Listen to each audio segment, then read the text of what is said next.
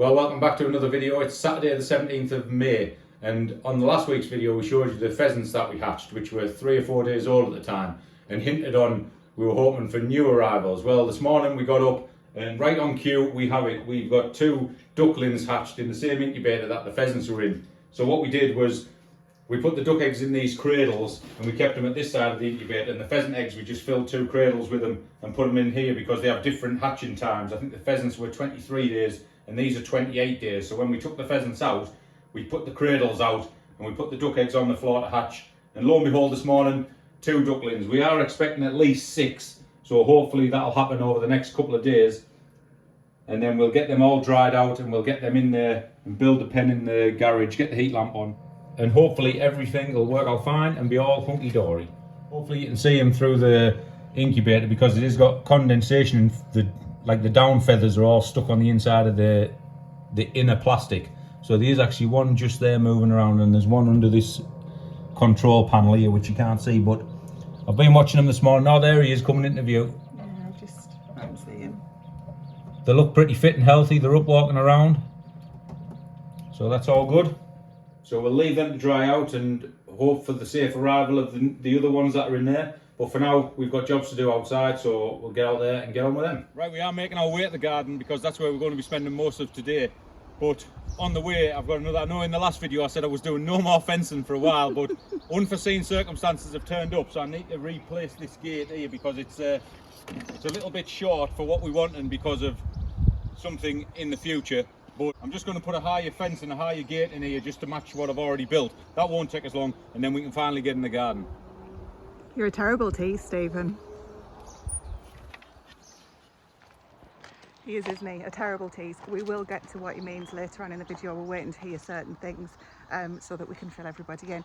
Right, in the garden today, just noticed something. Look at this. Have you ever seen a rhubarb flower before? Because that's what that is. It's not good. I'll have to get that off. Anyway, what I was going to say is that we have got the rhubarb that is completely taken over. It happens every year and we love it because that means we've got absolute abundance of rhubarb to eat now, fresh, which I've been doing in a porridge. Yes, I've still been having porridge even though it's really warm, with the rhubarb stirred in. Absolutely delicious.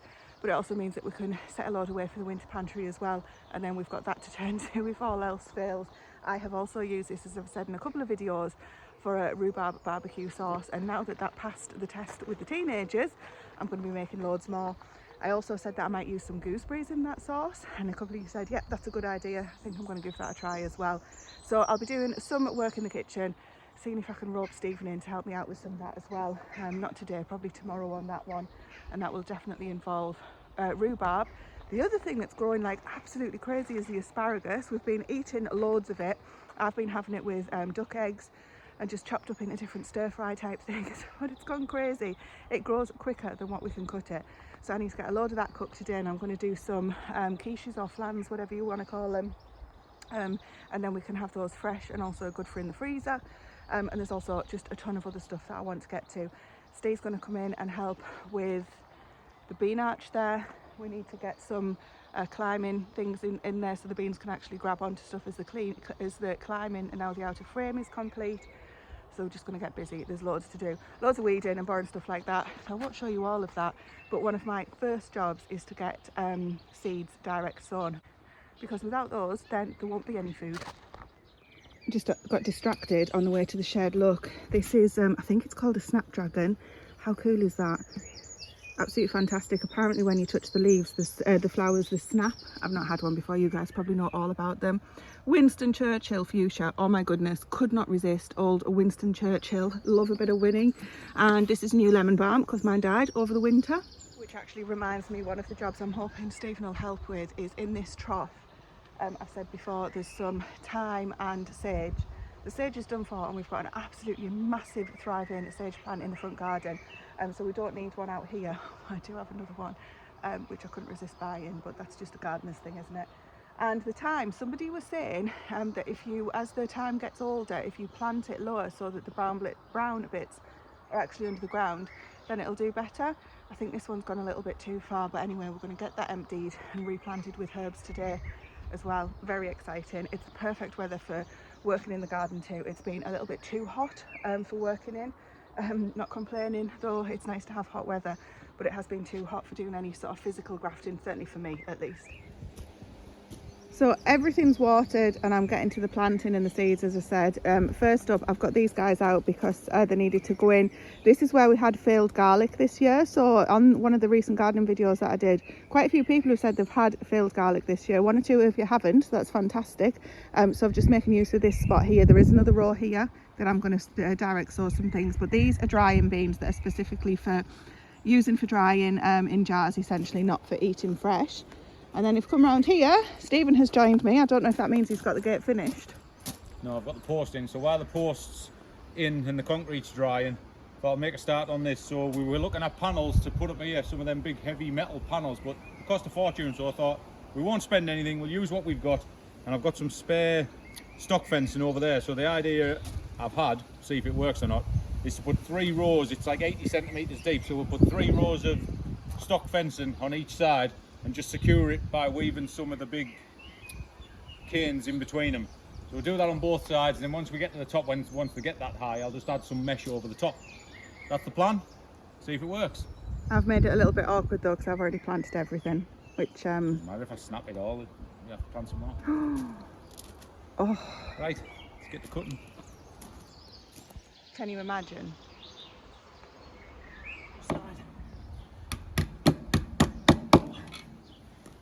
Right, whew. There's one on. So it's pretty strong on its own, but like I say, we are going to thread some canes through to give it a bit more rigidity. We'll just hammer them round. I've just put some temporary staples in here because these aren't the strongest of things, just to get it to where we want it, and then I'll go around with some proper stock fencing nails and nail it into when we've got it where we actually want it. But that worked out all right, so we'll continue with that. You happy with it? No plant dead yet, I think. That one's a little bit bent. Hopefully it's okay. Yeah, it'll be all right. Oh, I don't know, it's sap, is it? Exactly, that's what I'm saying. That's why I keep shouting at you to be careful, dear. Okay, dear. Spoke too soon about the weather.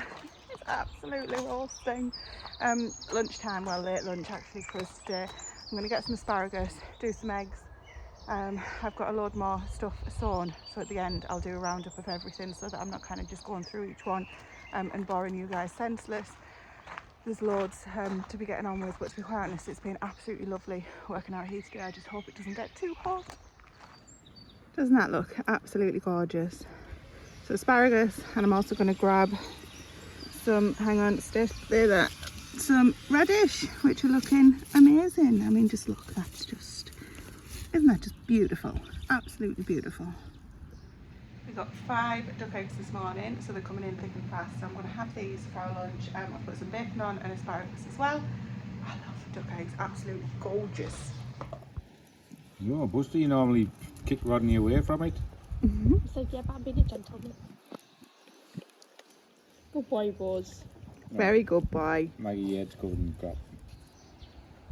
Right, well that's as far as I can get with that today, because I've made a schoolboy error and I've went and bought the wrong size fence boards. I needed 150s, I've bought 120s, so I can't do anything with that. At least it's still safe for the dogs, but that's the idea of what it's going to look like anyway. So it'll arch like that to follow on with the fence, and then I'll make another arch here, which will be the gate, and then it'll all be finished, hopefully Monday now, because there's nothing open. So we'll get back on the veg plot and finish off that bean arch.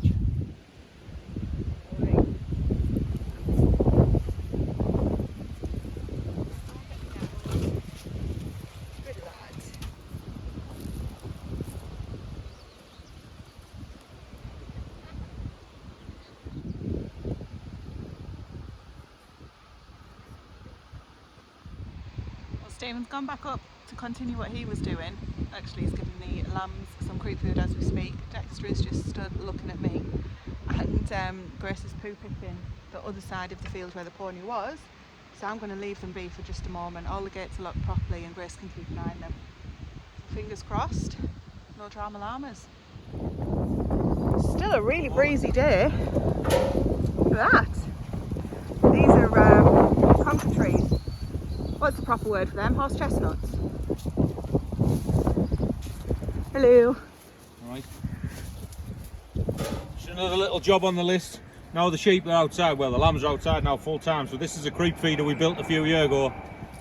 But unfortunately one of the pallets it's made out of is rusted and we've got rid of that last year, so I'm just going to redo this with a bit of wood, put some black membrane on the top to keep the rain out, and then the sheep can get in, well the lambs sorry can get in, but the old ewes can't, so it still works, just needs a new roof. Until they decide to jump in. Yeah, I'll get out. I'll get out so you can get in. There you go. Careful, goodness me. There you go. There you go. Works like a charm. Keep you big girls out, isn't it? You don't need any more weight on you.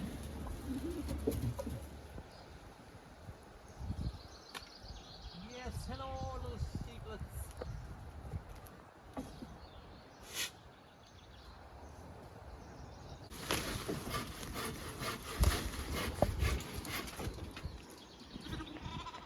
I've had to break out the half a hat or whatever they're called for the foodies amongst you. So I did those radish and I got some lettuce from the greenhouse, and I did that as a bit of a side salad to go with the eggs and the asparagus and everything. I used some of our cranberry mustard, excuse the train. Since we've taken some trees out in the distance, the train noise has increased significantly, so anyway we're looking at replacing them, but not today. So I did cranberry mustard a long time ago and I tasted it and it was absolutely vile. It was disgusting, and then I didn't realise it was all a learning curve. When you make mustard you're supposed to let it mellow, and like wine, you know, don't have it straight away. So that went on the shelf, got that back out, I don't know, a couple of months ago. It's really, really nice. So really pleased about that, and now I'm trying to use it in as many things as I would. Anything that calls for whole grain mustard, even though it's a totally different flavour because it's cranberries. And if you don't like cranberries, don't avoid it because it actually gets on a totally own flavour of its own with the mustard seeds. Anyway, point being, I did that with some white vinegar. What else did I put in? Oh, and just a little bit of oil, olive oil, tiny drizzle of olive oil, and I mixed it in. The sliced up radish is really thin with the lettuce. Really, absolutely such a refreshing kind of spring summery side salad, if you like. Only 2 ingredients for the lettuce and the radish, and then obviously the little dressing, so it was perfect. Really nice lunch, not too filling. So we're back out. Let's do butterflies. Loads to do. Everything that I watered earlier has already dried out, and I've just put some seeds in before lunch, as I said, and didn't water them, so I'm going to water those now.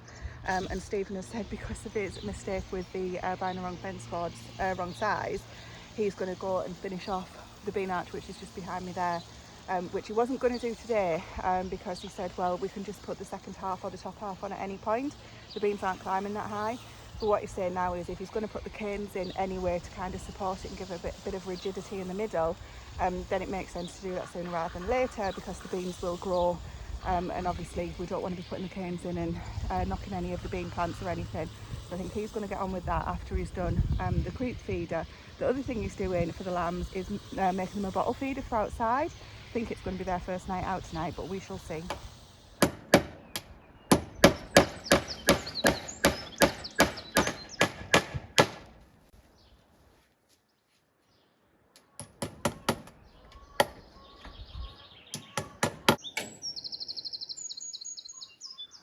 That was level. So he drops it this we'll probably go level with that actually, perhaps straight, but that's... Do you want me to go and get your spirit level? Anyway. For goodness sake. You and your straights. Well, it's because it's going off the angle of the bed. The bed's not straight, is it? Do you know how many people are saying that's not straight now? Yeah, no, it's not straight. Anyway, one side done, half the other side, finish that off, and let's see the storm take that down. Is that a challenge? More material in that than don't know what. Well, doesn't that look spectacular? I think it does. So both sides are now complete and the beans are tied in. Got some of these clips last year, and to be quite honest, they're absolutely rubbish for what I bought them for, tomatoes. There just isn't enough space for a cane and a tomato stem, but this works well because it obviously isn't taking up too much space with the stock fencing and the slim bean. So keep your fingers crossed and happy growing, beans. And I've also cleared the apple mint that was coming through this little square here, free square without any plants in it. And I've got a load of lettuce sown in there, rocket lettuce, all different types. So I'm just hoping that that's just going to be a continuous supply. It'll take a while to germinate, obviously, but in the meantime we do have some. So we eat quite a lot of greens, of like salady type greens. And these ones up here, these 2 rows of these guys, they're turnips, so I definitely need to thin those out, so we'll use some of those turnip greens. And then I'm going to get some stuff in these 2 beds here. I've got a beetroot in the bed you're looking at there. Sorry, I've got something in my hand so I can't really point. What a certain variety, they're all the same variety, all 5 lines, 5 rows, and they're called this mulatka, is that how you pronounce it? So I'm going to put something different in next to the beetroot, and then probably more beetroot. And I've also got some flowers to go in. Pollinators, attract the bees, and hopefully keep any pests away. So I'm going to get some more seeds in. I think we'll do carrots next.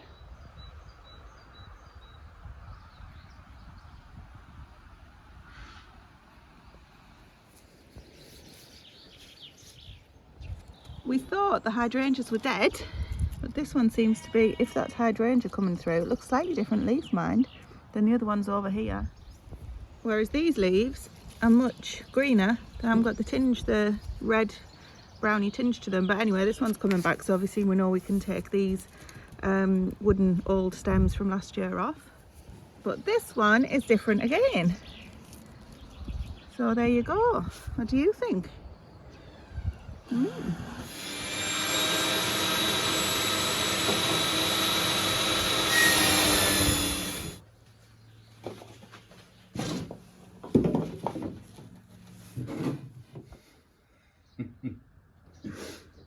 Right, well, a little indoor job for me this.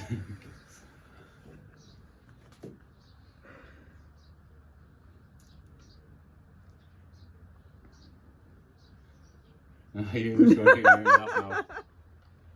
Right, well, it's Sunday morning, first little job for me indoors, because the weather's been a bit crap this morning, so I thought I'd get on and make a little lamb feeder for the lambs, because it was the first night out last night, full time. They're 5 weeks old, we have been bringing them in on a night, because they don't have mums, so there's nothing to protect them. We have had problems here with foxes in the past. So last year, we only had the 2 lambs, so I made this little feeder that fitted to the fence, and we just shove the bottles in full of milk, and they just come and feed it, and we're hands-free, and we can get on with our other jobs. But this year, we have 4, so it's time for something new and improved. So this is what I've watched together this morning. New little lamb feeder there. The bottles fit perfectly in the ends, like that. They can't knock them out. We'll go and get it on the fence and see how it looks. Angus, it's empty. Can't have it now, it's empty. Well, the little ones get it. Hang on, come on, have a look. Oh, it's a bit high for you, isn't it? It's a bit high. Yeah. George, they'll be sucking air. Yeah, that's fine. You're so funny. Are we being mean? Are the bottles empty?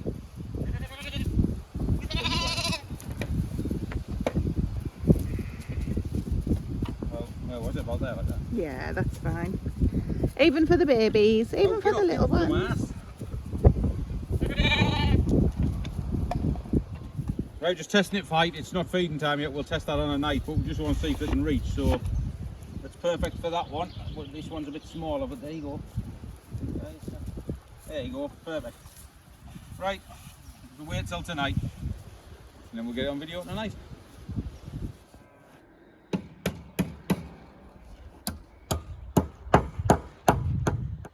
Just what you need on a Sunday evening. If any of you have been here a while, you may know that Stephen has a certain dislike for this fence. Not the fence has done anything, but the person who put it up. If you don't know what I'm talking about, you might see it on one of our previous videos. When we moved in, we had somebody put this up for us just for various reasons. We never ever do that. We're never doing it again, are we, Stephen? No. Dexter's just got through. He snapped the fence rail. It's already snapped actually, but he's made use of it. And there's a wire along the bottom that stops the lambs getting through into the riverbank. On the other side of the riverbank, there is actually stock fence. There is actually a stock fence is what I was saying, but it's covered in nettles at the moment and it doesn't look as though there's a fence there, so I was a little bit worried when Dexter got through that he might try and take a swim because that's the river you can see as well. Anyway, I'm going to help Stephen find this. Problem is, he's wanting to be with the cows in the distance that have been messing on and playing. He is in with Sonic now. What are you doing? The funniest part about Grace going underneath the electric fence was it actually wasn't even electrified at this point, and then she realised Dexter was coming over rather quickly when she was asked to come and hold these rails for Stephen.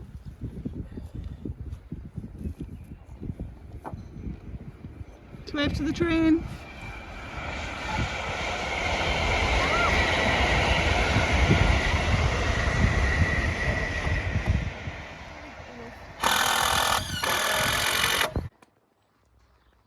Another absolute scorcher, and one thing that I said I needed to do, I came out with my coat on, how silly was I, was to get the rhubarb. It was completely taken over the currant bushes here, but oh my goodness, what a year for rhubarb. Every year we get tons of rhubarb and absolutely love it, but I've never seen anything like this. I've just asked Stephen to actually take a photo of me with one of them because it's literally as tall as me. So it might not look like it, but there was so many leaves you can see actually where the currant bushes are kind of dented in, and I've opened up a space here. There's still tons more coming out onto the path, but I shall get those, you know, in a couple of weeks. Let the plant, even though these just thrive regardless of what you do to them, let it recover a little bit, because this is what I've got. So if we start over here, I mean, if you just look at the number of stalks, and this is how thick they are. You know, they're not slim stalks. Now excuse the shadow, I've already taken the heads of these guys. I hope YouTube doesn't see that as me saying something nasty. And these to do I've already done these guys. They're just the leaves, and I've got these to do as well, and I could quite easily take a whole load more from in here. This is just completely weedy now, but look at that, still prolific. So as I say, I'll give it a bit of a rest, but I think we better go and get some rhubarb recipes on the go this week. Well, it has been a very eventful week, or uneventful, depending on how you look at it. Obviously, I'm watering the garden whilst talking to you because that's kind of standard practice at the moment in this heat. After work, I'm just trying to get everything watered so that it's got a fighting chance. Haven't had any rain still. Well, the ground was slightly damp this morning when we got up, but nothing significant, or nothing even remotely wet, shall we say. Yeah, the eventful side to this week was I was picking rhubarb the other night, which I showed you, and I felt a twinge in my back when I did it. I thought, oh, that hurt, and carried on because it didn't like continue to hurt. And then I've been out of action with my back for a couple of nights. Like literally, it's been really painful. So I'm now starting to get a little bit back into action, but I've had quite a busy day and I'm already feeling it. So I'm going to get everything watered because that's the priority. Stephen's come outside to do some work on the cold frames, which I'll show you in just a second. We're just going to have to see how it goes. Who knew that picking rhubarb was quite so dangerous?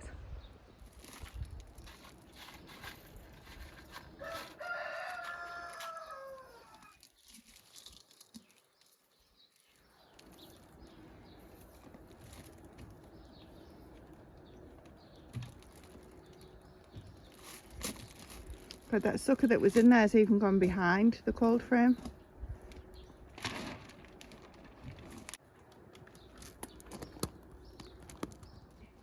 Right, well, first quick job tonight is to replace these lids on this cold frames. They did have this glass on, but well, originally they had plastic on. It just eroded like the one on the propagator in there, which I'm going to get round to next. So we put these pieces of glass on that we got off Marketplace, but they were just too heavy for Tracy to lift up and down all the time. So I've just bought this stuff off Amazon. It was like 20 quid. It says it's UV resistant, so hopefully it won't just erode in the sun. So I've just shot that on there and see how that goes. I'll replace the one in the propagator now because that was all eroded as well, and then hopefully we should have no more problems.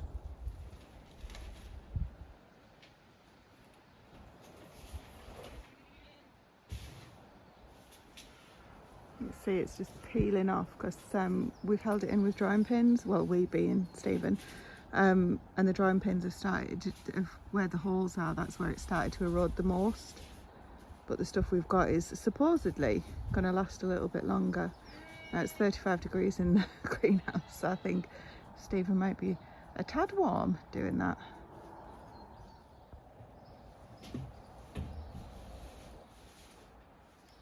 It's just remembered it was only attached with a couple of screws, so let's work outside.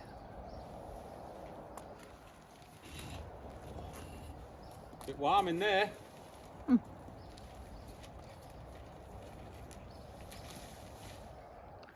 There's the ducks for tonight.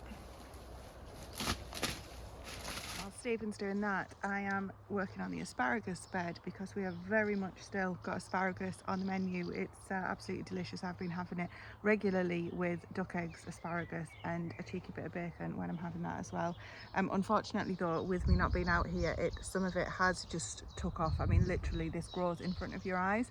So I'm just going to get on top of this bed while I'm out here today, and there's a few thistles that I've been turning a blind eye to that I need to get on top of as well. And then we will be having asparagus with our evening meal as well as every other meal until it's done. Probably the longest day of the year, kind of what, 21st of June-ish. I'm not too sure what the longest day is this year, but that's when we'll start picking it and let it go back in, just regenerate, so that it's a really good patch for us next year.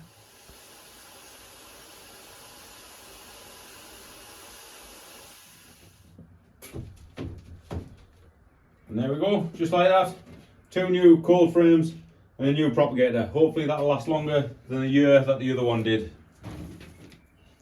Didn't realise how transparent it was. The other one was, you couldn't see through it, could you? I think you could when we first put it on. Oh. It seemed to deteriorate, didn't it? But hopefully that one won't. We shall see. Unplug all that now, eh? The beady eye of you will have noticed a couple of cheeky little clips in this video. We're going to tell you more in the next video, not to be a tease like Stephen, but just because we're still waiting to hear. And doing that asparagus bed, I unfortunately put my back out for the second time, so I will speak to you very soon and hopefully in a much more comfortable position.